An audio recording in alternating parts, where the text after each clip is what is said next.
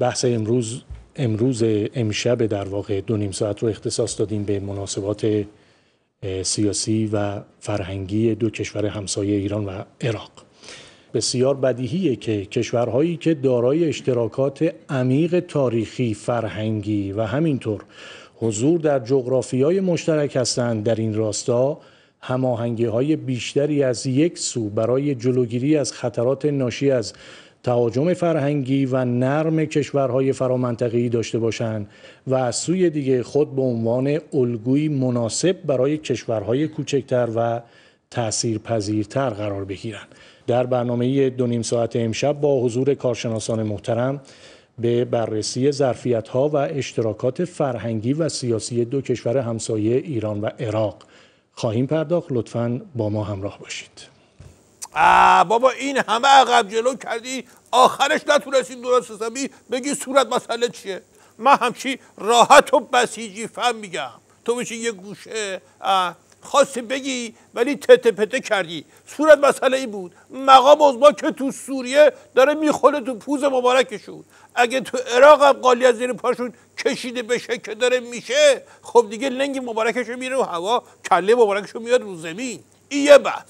اینم گفته باشم اینجا که اگه یارو فلات پیشه مشنگ گنده بکو آوردی منو به ترسونی کور خوندی، فهمیدی یا نه؟ این خودش الان قبض روحه، انقدر داستان داره برای ترسیدن که من آخریشم. از دعوای تو مجلس که حداد عادل موی لاریجانی رو میکشه و لاریجانی کفگرگی میذاره تو پوز حداد که در حقیقت تو پوز مقام عظما میخوره، تا مذاکره و لو رفتن اورانیوم 27% و اینا، همه اینا خفتمون گیر افتاده. باید یه قیمت این وسط بدی. تا حالا میخواستیم مفتکی بریم جلو. مرحوم عووی همیشه میفرمودن بزن بهادر، عرض میکردم بله، میفرمودن که یارو رفت هتل گفت آقا اتاق چنده؟ گفتن که 80,000 تومان اتاقه، ولی پارکینگ برای ماشینت مجانیه، صبونه مجانیه، مهمون ما باشی. شوته گفتش که خب پس ما امشب تو ماشین میخوابم، صبونه رو بگیم بیارم برام تو پارکینگ. حالا به جای صبونه با چوب اومدن تو پارکینگ سراغمون. فهمیدی یا نه؟ یه جمله بگم سر 5 به اضافه 1. این جلیلی مشنگ فکر کرده اوضاع احوال و موقعیتش تو مذاکره همون موقعیت چند سال پیشه.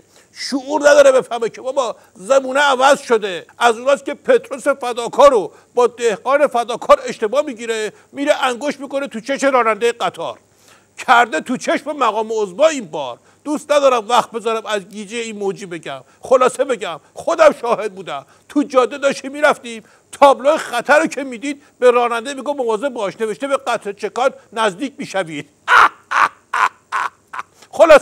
خلاصه الان نه نظام اون وقت هاست نه طرف حسابمون. یه داستان استراتژیکی میگم که پند استراتژیکی بگیری از توش.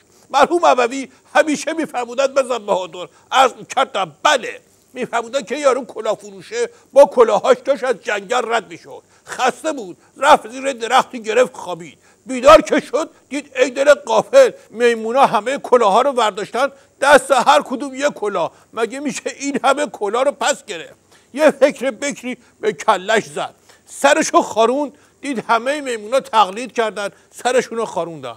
کلاه خودش از سرش برداشت، همه میمونا برداشتن. کلاه رو پرت کرد زیر درخت، همه میمونا پرت کردن همونجا. رفت کلاها رو برداشت و رفت. اینو داشته باش. خیلی سال گذشت تا نوه اون یارو هم که کلاه فروش بود همین قضیه براش اتفاق افتاد. پدر بزرگ داستانا رو برای نوهش تعریف کرده بود. نوه با اعتماد به نفس، با درس گرفتن از تجربه، سرشو خاروند، میمونا هم خاروندن. کلاه رو برداشت، میمونا هم برداشتن. کلاه رو پرت کرد زیر درخت، هیچ میمونی پرت نکرد. یه میمونه اومد جلو گفت خره، فکر کردی فقط خودت پدر بزرگ داری؟